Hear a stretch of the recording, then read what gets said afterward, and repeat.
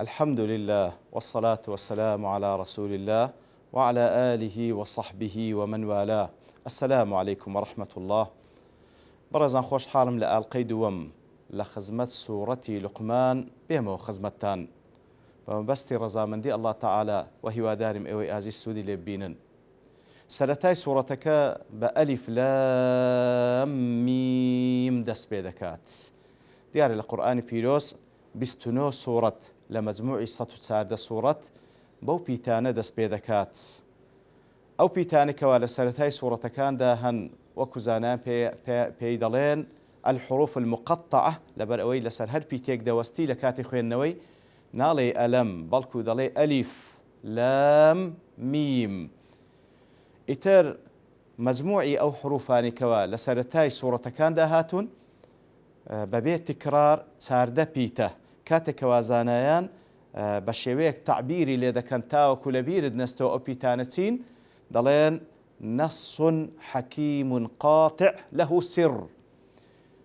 بەڵێ خۆشەویستان ئەو پیتانە زانایان قسەیان لەسەر کردیە. ئەو پیتانە چەند ڕەئیەک هەیە دەربارەی ئەو پیتانە لە قورئانی پیرۆز. طبعا حروفی هیجاءن ئەو پیتانە هەندێک لە زانایان دەڵێن مجرد حروفن هیچ مانایان نییە.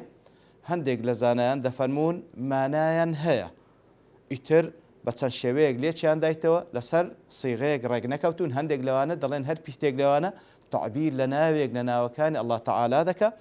هەندێک دەڵێن ناوی سوورەتە و چەندین ڕەئی دیکەش هەیە. هەندێک لە زانایانیش دەڵێن مانایان هەیە بەڵام ئێمە نازانین مانایەکەیان چیە ئەڵڵاه ئەعلەم بمورادیه.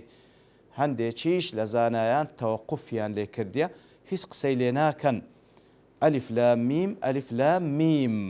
بەڵام حکمت لە هاتنی ئەو پیتانە لە سەرەتای سوورەتەکاندا وەکو زۆرێک لە زانایان بە تایبەتی شەیخ الئیسلام ئیبن تەیمیە ئیبن القەیم و هەروە چەندین زانای دیکە دەڵێن حکمت لە هاتنی ئەو پیتانە لە سەرەتای ئەو سوورەتانە ئەوەیەکەوە ڕەب العالەمین تەحەدای بەشەریەت دەکا بە تایبەتیش تەحەدای بێباوەڕان دەکا. ئەوانەی کە ئیتیهامی قورئان دەکەن کە گوایە کەلامی ئەڵڵا تەعالا نییە بەڵکو پێغەمبەر صلی الله عليه وسلم بەخۆی دایهێناوە حاشاه صلی الله عليه وسلم کە ئیفترا بکە لەسەر ئەڵڵا تەعالا بەڵکو کەلامی ئەڵڵا تەعالا بە چەندین بەڵگە. ئیتر یەک لەو بەڵگانە ئەوەیەکەوە ئەو قورئانە کە کەلیمات و شەکانی پێک هاتیە لەو پیتانە کەوا ئەلیف لام میمە کاف ها یا ها عین ساتە و هەروە چەندین پیتی ترکەوە وەک گوتمان 14 پیتە لە سەرەتای و سوورەتە هاتیە کەوا پیتەکانی زمانی عەرەبی 28 پیتە نیوەی پیتەکان لە سەرەتای ئەو سوورەتاندا هاتیە.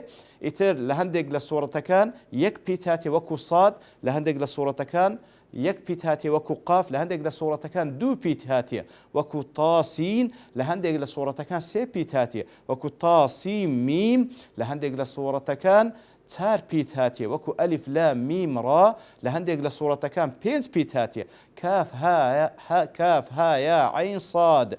ئیتر دەفەرمون ئەو قورئانە وشەکانی لەو پیتانە پێکاتە دەی ئەو پیتانەش لەبەردەستانن ئەی بەشەریەت بە تایبەتیش ئەوانەیەکەوە شارەزان لە زمانی عەربی ئەگەر ڕاست دەکەن کەلامی بەشەرە دەی ئەنگۆش بەشەرن بە هەموو تواناتان خڕ ببنەوە شتێکی وا وەکو ئەو قورئانە ئەگەر هەموو قورئانەکەش نەبی با چەند سوورەتێک بی با یەک سوورەتیش بی بەڵام لە مستەوای ئەو دابی لە قووەتی ئەلفاظەکانی لە قووەتی مەعانی و بابەتەکانی کە تێیدا بەڵام بە تەئکید نەیانتوانیە و ناشتوانن وەکو خوای گەورە دەفەرمی سبحانه وتعالى فإن لم تفعلوا ولن تفعلوا نەتانتوانێ و ناشتوانن.